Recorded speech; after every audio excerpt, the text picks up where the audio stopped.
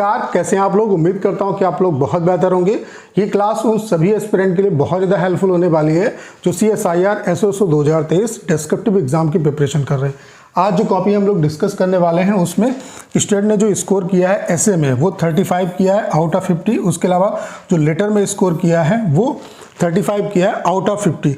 तो देखते हैं कि इसने किस तरीके से लिखा और यह इसने क्या क्या कमियां की, क्या क्या आपको इम्प्रूव करना चाहिए। ठीक है, ऐसे लिखने का एक राइट तरीका क्या होगा, उसके अलावा लेटर लिखने का एक राइट तरीका क्या होगा, इसके बारे में इस वीडियो में हम बात करेंगे। इस कॉपी को हम लोग डिटेल में यहाँ पे एक्सप्लेन करने वाले हैं, तो इससे आपको बहुत कुछ सीखने को मिलेगा। तो इस वीडियो को आप लोग पूरा जरूर देखिएगा। तो चलिए स्टार्ट करते हैं। वीडियो को स्टार्ट करने से पहले आप सभी को एक इन्फॉर्मेशन देना चाहता हूँ कि अगर आप CSIR SSO 2023 डिस्क्रिप्टिव एग्जाम की प्रिपरेशन कर रहे हैं तो हमने आपके लिए कंप्लीट जो डिस्क्रिप्टिव का कोर्स है वो लॉन्च कर दिया है। इसकी फीस केवल 449 रुपीज़ है और यहाँ पे जो हमारा मेन फोकस है वो कॉपी चेकिंग पे है। हम डेली आपको वर्क देते हैं, डेली आपकी कॉपी चेक होती है, डेली आपको मार्क्स मिलते हैं। उसके अलावा डेली जो टॉपर्स की कॉपी है वो हम ग्रुप पे शेयर करते हैं। इससे क्या है कि डेली बेसिस पे आप ये देख पाते हो कि आप क्या गलतियां कर रहे हो और आपको क्या इंप्रूव करने की जरूरत है। उसके अलावा इस कोर्स को परचेज करने के बाद आपको कोई बुक वगैरह परचेज करने की जरूरत नहीं पड़ेगी। जितना भी सेलेक्टेड कंटेंट है जैसे कि 100+ सेलेक्टेड ऐसे, लेटर, एक्सरसाइज, RTA की कॉपी, वीडियो लेक्चर, सब कुछ यहाँ पे आपको मिलेगा। और अब आपके पास इतना टाइम नहीं है कि आप मतलब ज्ञानी बनो, आपको एक स्मार्ट वे में प्रिपरेशन करनी है और सिलेक्टेड चीज़ों को पढ़ना है। तो यहाँ से क्या है कि सिलेक्टेड कंटेंट आपको मिल जाएगा। उसके अलावा हम टिल एग्जाम आपकी प्रैक्टिस कराएंगे। डेली जो हम प्रैक्टिस कर रहे हैं उसमें एक ऐसे, एक लेटर और एक प्रिसाइज की डेली प्रैक्टिस कर रहे हैं, तो अच्छी खासी आपकी प्रैक्टिस हो जाएगी। तो आज ही इस कोर्स को आप बाई करिए। कैसे परचेज कर सकते हैं, एप्लीकेशन को डाउनलोड करना। एप्लीकेशन का लिंक डिस्क्रिप्शन और कमेंट बॉक्स में पिन किया हुआ है। एप्लीकेशन को डाउनलोड करके पेड कोर्सेज के सेक्शन में जाकर आप कोर्स को परचेज कर सकते हैं। तो चलिए स्टार्ट करते हैं। सबसे पहले आप देख सकते हैं जो आपको कॉपी मिलेगी उसका जो फ्रंट पेज होगा वो कुछ इस तरीके से होगा। यहाँ पे रोल नंबर डालना होगा, यहाँ पे आपको सिग्नेचर करने होंगे, यहाँ पे लेफ्ट हैंड थंब इंप्रेशन लगाना होगा। उसके अलावा यहाँ पे मीडियम जरूर अपना, जहाँ पे लिखा है अंग्रेजी या हिंदी, तो जिसमें भी आप लिखेंगे उसे टिक करेंगे। अगर टिक नहीं करते हैं तो आपकी कॉपी चेक नहीं होगी, 0 नंबर आपको मिलेंगे। उसके अलावा अगर आपने यहाँ पे हिंदी में टिक कर दिया तो हिंदी में ही आपको लिखना है। अगर हिंदी में टिक किया और अंदर इंग्लिश में लिख रहे हैं तब भी 0 मार्क्स मिलेंगे। इंग्लिश में टिक कर दिया, हिंदी में लिख रहे हैं तब भी 0 मार्क्स मिलेंगे। तो इस तरीके से फ्रंट पेज होगा, इसको आपको बहुत अच्छे तरीके से भरने की जरूरत है। तो चलिए स्टार्ट करते हैं। सबसे पहले आप लोग देख पा रहे होंगे जो ऐसे का टॉपिक है वो है भारत में अव्यक्ति की स्वतंत्रता, संवैधानिक प्रावधान और सार्वजनिक बहस, freedom of speech in India, constitutional provision and public debate. तो यहाँ पे क्या है कि सबसे पहले टॉपिक को लिखने से पहले मैं आप सभी को एडवाइस देता हूँ कम से कम 2 से 4 बार आप जो टॉपिक आपको दिया गया है उसे आप पढ़ो, तो आपको ये पता चलेगा कि आपको लिखना क्या है, आपकी लिमिटेशन क्या है, आप कहाँ कहाँ तक लिख सकते हो, किन किन पॉइंट को आपको टच करना है। तो यहाँ पे क्या है आपका टॉपिक, क्योंकि ढेर सारे बच्चे इसी चीज़ को समझते नहीं। चूँकि आपको रिलेवेंट लिखना है, इरिलेवेंट नहीं लिखना है। जो आपसे एग्जामिनर लिखाना चाहता है वो अगर आप लिखेंगे तो आपको बेहतर नंबर मिलेंगे। तो यहाँ पे एक्चुअल में आपसे लिखाना क्या चाहता है, भारत में अव्यक्ति की स्वतंत्रता यानी कि फ्रीडम ऑफ स्पीच को आपको एक्सप्लेन करना है। उसके अलावा संविधान में इसके बारे में क्या प्रावधान किए गए हैं, किस आर्टिकल के थ्रू लिया गया है, इन सब चीज़ों को डिस्कस करना है। उसके अलावा सार्वजनिक बहस का ये मुद्दा क्यों बना हुआ है, हो सकता है कोई ऐसा इशू होगा जिसकी वजह से ये पब्लिक डिबेट का इशू बना होगा, तो इसको भी आपको यहाँ पे मेंशन करना है। तो बस आपकी लिमिटेशन यही है कि आपको क्या क्या एक्सप्लेन करना है, कि फ्रीडम ऑफ स्पीच को एक्सप्लेन करना है, संविधान में इसके बारे में क्या प्रावधान किए गए हैं उसको एक्सप्लेन करना है, और सार्वजनिक बहस का मुद्दा क्यों बना है इसको एक्सप्लेन करना है। तो आप समझ गए कि लिखना क्या है। और जब आप लिखने से पहले क्या है कि जो जो चीज़ें आपको, जैसे टॉपिक पढ़ा तो उसके बारे में जो जो इंपॉर्टेंट चीज़ें आपको पता है उनको आप नोट डाउन कर लो। फिर एक प्रारूप बनाओ कि कैसे हम टाइटल में क्या डालेंगे, मेन बॉडी में क्या डालेंगे और कंक्लूजन में क्या डालेंगे। और जब एक रूपरेखा बना के फिर आप लिखना स्टार्ट करोगे तो आपको अच्छे नंबर मिलेंगे, कटिंग भी नहीं होगी। तो देखते हैं इसने कैसे लिखा। प्रत्येक मनुष्य को अपने विचार व्यक्त करने की स्वतंत्रता है।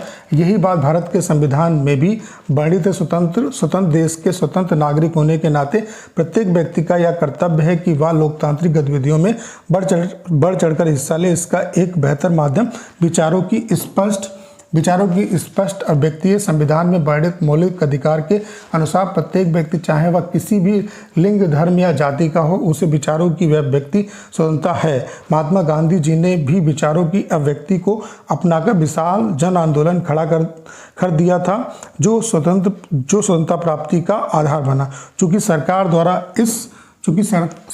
इस क्षेत्र में विभिन्न प्रयास किए जा रहे हैं, जैसे प्रधानमंत्री द्वारा मन की बात कार्यक्रम लोगों जैसे आमजन का सुझाव मांगना, स्कूल कॉलेजों में विभिन्न प्रतियोगिताएं, वाद विवाद का आयोजन कराना इत्यादि। तदुपरांत वैचारिक अभिव्यक्ति की स्वतंत्रता बहस का मुद्दा रहा है। कई बार नामचीन हस्तियों एवं अन्य लोगों द्वारा भी इसका गलत उपयोग किया जाता है। यही कारण है कि कुछ बुद्धिजीवी इसे निश्चितता तक रखने की दलील पेश करते हैं। इस सब के बाद भी वैचारिक स्वतंत्रता के लाभ भी हैं, जैसे विपक्ष द्वारा सरकार की निरंकुशता पर लगाम लगाना, विभिन्न मुद्दों पर आम सहमति से निर्णय हेतु भारत जैसे विभिन्न सांस्कृतिक वेशभूषा एवं मतांतर वाले विशाल लोकतांत्रिक देश में अभिव्यक्ति की स्वतंत्रता को कम करके नहीं आंका जा सकता है। हालांकि प्रत्येक नागरिक का यह कर्तव्य है कि संविधान द्वारा प्रदत्त इस अधिकार का उपयोग सीमा में रहकर उद्देश्य परक होना चाहिए। विचारों की अभिव्यक्ति के बिना मानव जीवन अधूरा। तो आप देख सकते हैं कि इन्होंने कोई भी फैक्ट्स जो है वो नहीं डाले, फिर भी इन्हें 35 नंबर मिले। तो यहाँ से एक चीज़ हमें और भी समझ में आती है कि अगर आपके पास टॉपिक के बारे में नॉलेज नहीं है, फिर भी अगर आपके अंदर लिखने की स्किल है और अच्छे तरीके से आप कंटिन्यूटी में लिखते हो तो भी आपको अच्छे नंबर मिल सकते हैं। उसका जीता जागता ये कॉपी एग्जाम्पल। इन्होंने किस आर्टिकल के थ्रू ये आता है, फ्रीडम ऑफ स्पीच, सिर्फ फ्रीडम ऑफ स्पीच को एक्सप्लेन किया, किस आर्टिकल के थ्रू आता है। और उसके अलावा ये सार्वजनिक बहस का मुद्दा क्यों बना हुआ, क्योंकि जिस समय ये टॉपिक आया था उस समय कृषि आंदोलन, मतलब जो किसान थे वो आंदोलन कर रहे थे। उस समय जो थे मियाँ खलीफा ने ट्वीट किया था, उस पर काफ़ी बहस छिड़ी हुई थी, उस वजह से उस पॉइंट को भी यहाँ पे मेंशन करना था। तो आप देख सकते हैं कि इन्होंने कोई भी जो पॉइंट है उसको मेंशन नहीं किया, लेकिन लिखने में एक कंटिन्यूटी है, उसकी वजह से आप देख सकते हैं इन्हें 35 मार्क्स मिले आउट ऑफ 50।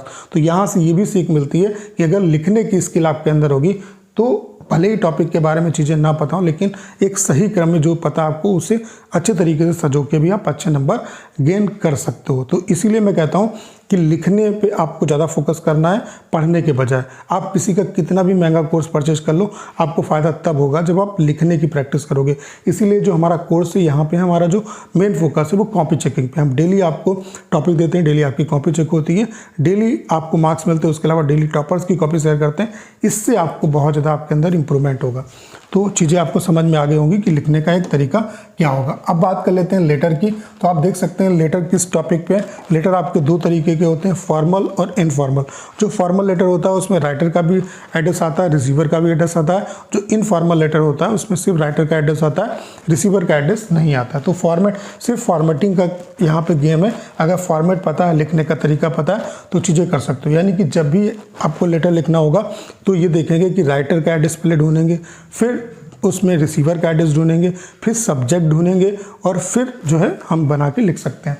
तो यहाँ पे क्या है कि यह मानते हुए कि आप सुरेश सीमा निवासी, मकान नंबर देवनगर, गली संख्या 2, पोस्ट देवनगर, नई दिल्ली 110063, एक सक्रिय कार्यकर्ता हैं और देश के सुदूर क्षेत्र में अपने जनजाति समूह के बीच रहकर कार्य कर रहे हैं।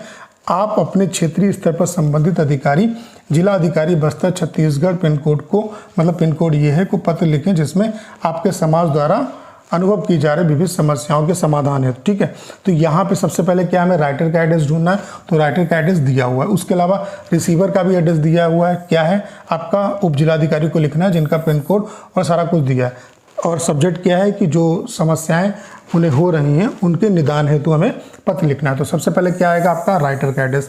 राइटर का एड्रेस लिखने के बाद एक लाइन का इस तरीके से गैप होगा। अगर बॉक्स वाली कॉपी मिलेगी फिर भी, नॉर्मल कॉपी होगी फिर भी थोड़ा सा गैप देंगे। उसके बाद डेट डालेंगे। डेट हमेशा आपकी प्रेजेंट की आएगी और डेट डालने का तरीका यही होगा। इस तरीके से नहीं डेट डालेंगे, ये डेट डालने का तरीका आपका नहीं होगा। क्लियर। उसके बाद एक लाइन का गैप दिया, फिर हमने रिसीवर का एड्रेस डाला। ठीक है, फिर विषय डाल दिया, जनजाति समाज द्वारा हो रही समस्याओं के समाधान हेतु पत्र। ठीक है, उसके बाद हमने यहाँ पे मतलब जो भी संबोधन है वो किया, मान्यवर महोदय जो भी है। अब देखो यहाँ पे क्या है कि जब भी आप संबोधन करोगे तो यहाँ से लिखना स्टार्ट करो। महोदय सविनय निवेदन यह है कि, तो आप फॉर्मेट समझ गए कि यहाँ से आप संबोधन करेंगे, फिर यहाँ से लिखना आप स्टार्ट करेंगे। निवेदन यह है कि मैं आपका ध्यान मेरे क्षेत्र में जनजातीय समूह द्वारा अनुभव की जा रही विभिन्न समस्याओं की ओर आकर्षित करना चाहता हूँ। मैं पिछले 4 वर्षों से जनजातीय समूहों के बीच कार्यकर्ता के रूप में कार्य कर रहा हूँ। आप आज आज भी जनजाति समूहों में जागरूकता की कमी, अशिक्षा, कुपोषण, पिछड़ापन, हीन भावना जैसी विभिन्न समस्याएं व्याप्त हैं। सभी सरकारी योजनाओं का लाभ इन्हें नहीं मिल पा रहा है। इस क्षेत्र में जागरूकता की कमी के कारण सरकारी अफसरों द्वारा भ्रष्टाचार भी चरम सीमा पर है। इन बेसहारा लोगों की सुध लेने वाला कोई नहीं। अतः आपसे विनती है कि आप इस विषय में निश्चित अभियान चलाकर लोगों को योजनाओं का लाभ दिलाने की कृपा करें, ना कि दिलवाएं, क्योंकि आप जिलाधिकारी एसडीएम को लिख रहे हो। धन्यवाद प्रार्थी सुरेश। तो ये एक तरीका होता है लिखने का। क्या तरीका है? सबसे पहले राइटर का एड्रेस आएगा, उसके बाद एक लाइन का गैप देंगे, डेट डालेंगे, फिर रिसीवर का एड्रेस आएगा, फिर एक लाइन का गैप, फिर सब्जेक्ट आएगा, फिर लिखना आप स्टार्ट करोगे। ठीक है, जब भी नई लाइन स्टार्ट करोगे थोड़ा सा गैप से स्टार्ट करो। मतलब जैसे कि यहाँ पे एक बॉक्स का गैप दिया तो थोड़ा सा गैप से स्टार्ट करोगे तो वो अट्रैक्टिव लगता है। उसके अलावा लेटर में क्या है कि सारी चीज़ें इसी सीक्वेंस में होगी, मतलब आपकी इस साइड में होंगी। जो आपका लेफ्ट हैंड है सारा पोर्शन जो है वो इस तरफ होगा। ऐसा नहीं कुछ यहाँ पे लिख रहे हो कुछ यहाँ पे लिख रहे हो, सीक्वेंस में सारी चीज़ें होंगी लेफ्ट हैंड से ही। ठीक है, तो उम्मीद करता हूँ कि आपको फॉर्मेट भी समझ में आ गया होगा, सारी चीज़ें बहुत अच्छे तरीके से समझ में आ गई होंगी। इसी तरीके से और भी जो आरटी की कॉपी है उनको हम एक्सप्लेन करते रहेंगे। बाकी हमने आपके लिए कंप्लीट डिस्क्रिप्टिव का जो कोर्स है वो लॉन्च कर दिया है। इसकी फ़ीस केवल 449 रुपीज़ है। यहाँ पे हम टिल एग्ज़ाम प्रैक्टिस करेंगे डेली, एक ऐसे एक लेटर एक प्रिसाइज, इसकी प्रैक्टिस हम करा रहे हैं, टिल एग्ज़ाम कराएंगे। उसके अलावा अभी तक जितने भी टॉपिक की प्रैक्टिस कर चुके हैं वो सारे आप टॉपिक देख पाएंगे, उन पे टॉपर्स की कॉपी देख पाएंगे। उसके अलावा इस कोर्स को परचेज करने के बाद आपको कोई बुक वगैरह परचेज करने की जरूरत नहीं पड़ेगी। जितना भी सिलेक्टेड कंटेंट है जैसे 100+ सिलेक्टेड ऐसे, लेटर, प्रिसाइज, आरटी की कॉपी, वीडियो लेक्चर, सब कुछ यहाँ पे आपको मिलेगा। तो आज ही इस कोर्स को परचेज करिए। कैसे परचेज कर सकते हैं? आपको एप्लीकेशन को डाउनलोड करना है। एप्लीकेशन का लिंक डिस्क्रिप्शन और कमेंट बॉक्स में पिन किया हुआ है। एप्लीकेशन को डाउनलोड करके पेड कोर्सेज के सेक्शन में जाके आप कोर्स को परचेज कर सकते हैं। तो उम्मीद करता हूँ सारी जानकारी आप बहुत अच्छे तरीके से समझ पाए होंगे। करना क्या है, इस वीडियो को शेयर करना है। उसके अलावा अगर आप चैनल पर नए हैं और आपने अभी तक इसे सब्सक्राइब नहीं किया है तो प्लीज़ चैनल को सब्सक्राइब करना मत भूलिएगा।